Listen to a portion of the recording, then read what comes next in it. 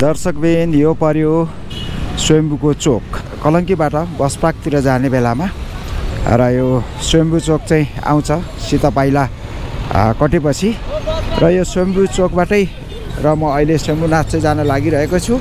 यहाँ पारिपट्टि यहाँ बुद्धको शालिगहरू चाहिँ देखिएको छ ठुल्ठुलो निकै प्रसिद्ध यो बुद्ध अमिदेव पार्क भित्र चाहिँ जान लागिरहेको छु।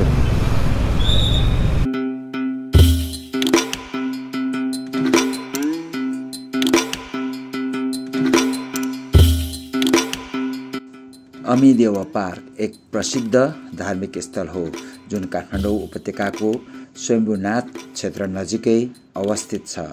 यो पार्क विशेष गरी बुद्ध धर्ममा श्रद्धा राख्नेहरूका लागि महत्त्वपूर्ण मानिन्छ। यहाँ 3वटा विशाल बुद्ध मूर्तिहरू छन् जसले अमिताभ बुद्ध, शाक्यमुनि बुद्ध र गुरु रिन्पोछेलाई प्रतिनिधित्व गर्छन्। यो मूर्तिहरू सुनले पोतेका छन् र धेरै आकर्षक पनि। पार्क सफा, शान्त र ध्यान तथा आराधनाको लागि उपयुक्त वातावरण भएको ठाउँ हो। पर्यटकहरूका साथै स्थानीय भक्तजनहरू पनि नियमित रूपमा यहाँ पूजा, ध्यान र फोटोग्राफीको लागि आउने गर्दछन्। बिहान र बेलुकाको समयमा यहाँको वातावरण विशेष रमणीय हुन्छ। शान्तिपूर्ण अनुभव चाहनेहरूका लागि बिहान सबेरै जानु उपयुक्त हुन्छ।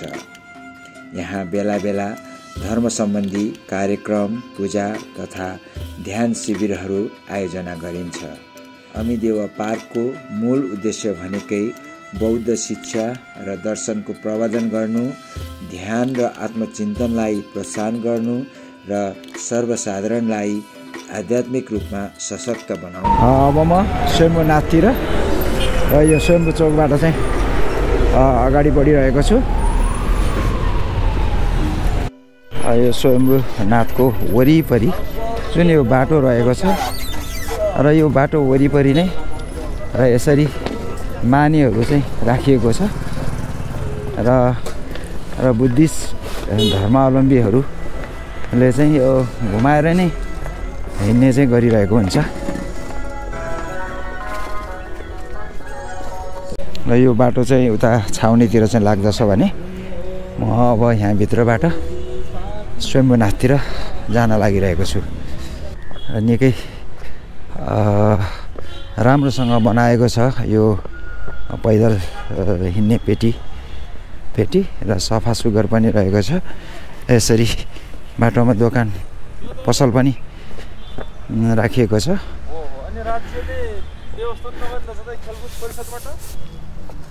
निकै आनन्द लाग्ने चाहिँ ठाउँ रहेको छ। तलको यो स्वयम्भू वरिपरिको बाटो पनि देख्नेछौँ। हेर्नु त अहिले धेरै परिवर्तन भएको रहेछ।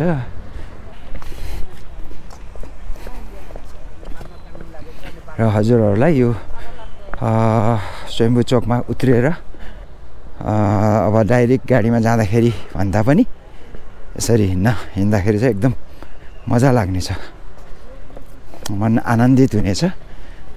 स्वयम्भू चोकबाट माथि चढ्ने क्रममा यहाँनिर बाटोमा हामीले यो गीता मन्दिरको गेट पनि देख्नेछौँ।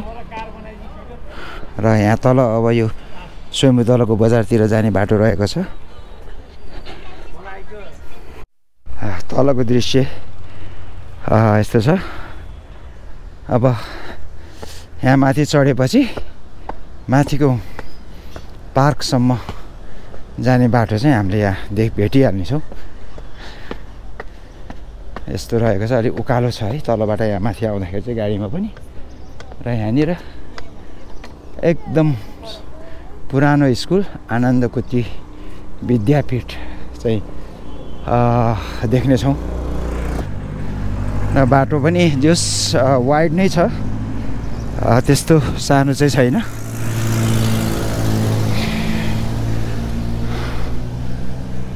माथि स्वयम्भूतिर आउने भर्याङ चाहिँ रहेको छ यहाँ।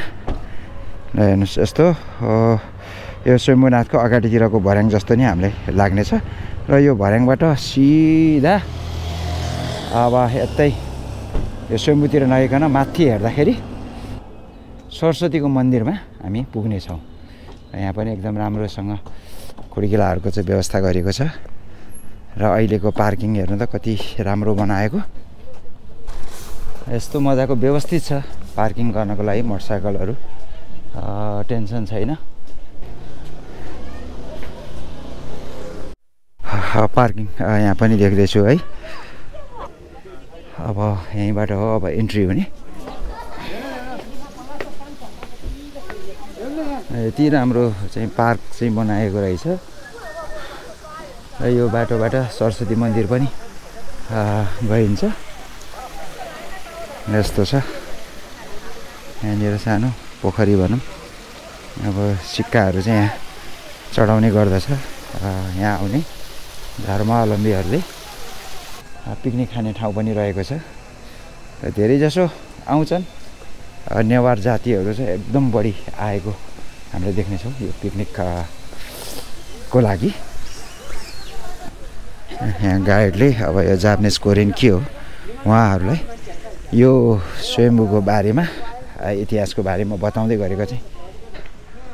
र स्वयम्भूमाथि मन्दिर जानको लागि चाहिँ दुईवटा बाटो रहेको छ है। एउटा अब यो बाटो नै हो भने अर्को मेन बाटो अर्को पनि रहेको छ।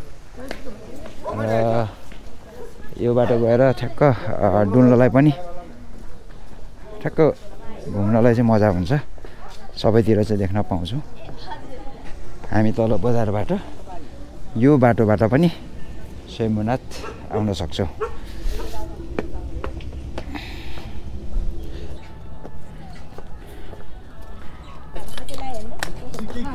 धेरै सफा सुग्घर चाहिँ रहेको छ अहिलेको स्थितिमा यो स्वयम्भूनाथको परिसर।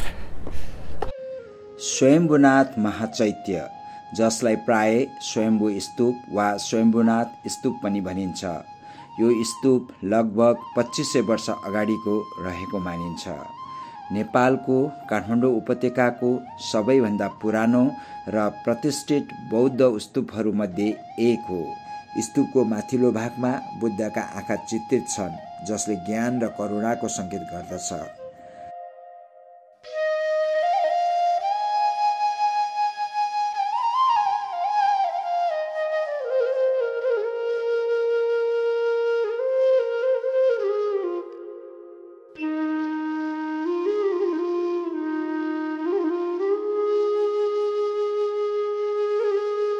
स्तूप वरिपरि धेरै साना चैत्यहरू, मूर्तिहरू र प्रार्थना चर्खाहरू छन् र ढुङ्गामा नक्कासी गरिएका मन्त्र ओम मणि पद्मे हुँ पाइन्छ।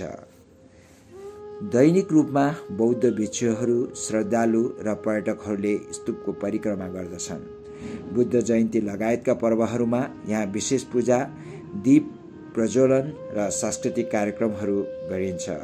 अहिले त यता पनि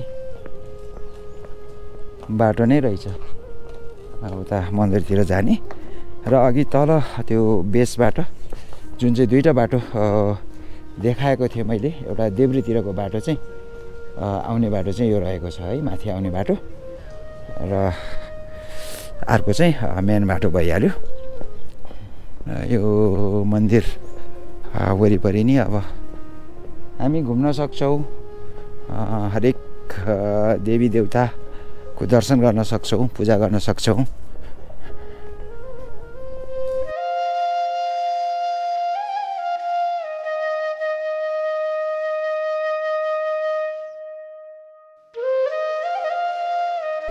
फेरि स्वयम्भूनाथको मेन भागतिर चाहिँ अब लाग्दैछु। फेरि यता कुना काप्चाको भागहरू चाहिँ अब देखि दर्शन गरी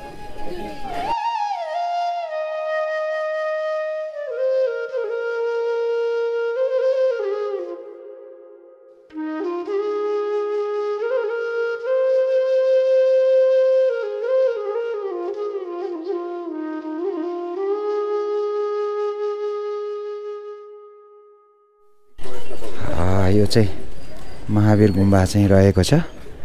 स्वयम्भू स्तूपको पूर्वमा दायाँ बायाँ रहेको प्रतापपुर र अनन्तपुर मन्दिर राजा प्रताप मल्लले निर्माण गरेका हुन्।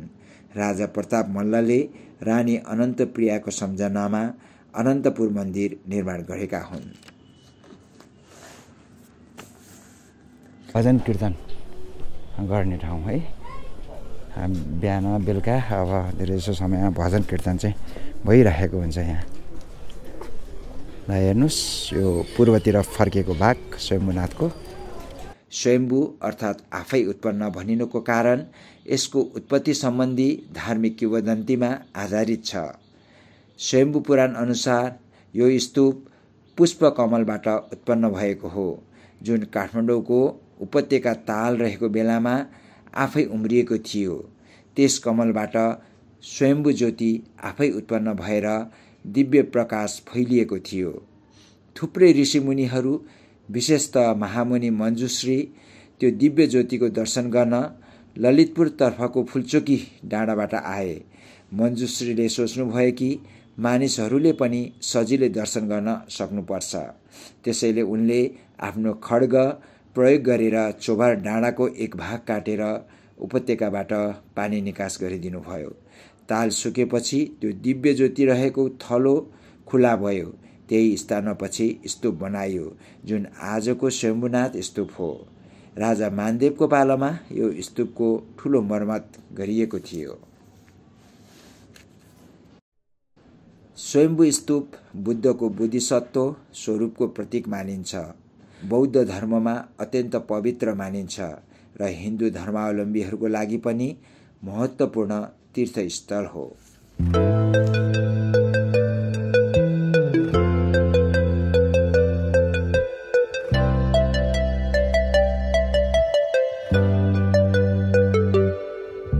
स्वयम्भूनाथबाट पुरै काठमाडौँ शहर हेर्न सकिन्छ। सफा मौसममा ललितपुर र भक्तपुरसम्मको दृश्य पनि स्पष्ट देख्न सकिन्छ। यदि मौसम निकै खुल्ला छ भने स्वयम्भूनाथबाट उत्तरतर्फ रहेका हिमालहरू, विशेष गरी गणेश हिमाल, लाङटाङ हिमाल देख्न सकिन्छ। तल हेर्दा काठमाडौँका परम्परागत घर, मन्दिर, गुम्बा र सँगसँगै आधुनिक भवनहरूको मिश्रण देखिन्छ, जसले शहरको विविधता झल्काउँछ।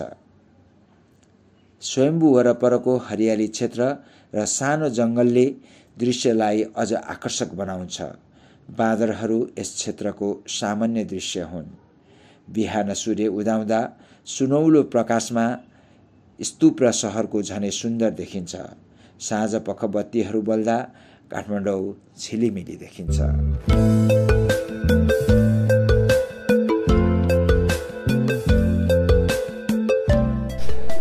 दर्शकबिन र स्वयम्भूनाथ मन्दिर पनि घुमेँ, दर्शन गरेँ स्वयम्भूनाथको, बुद्धको, र अब फर्किँदैछु। र भिडियो हेरिदिनु भएकोमा हजुरहरूलाई धेरै धेरै धन्यवाद।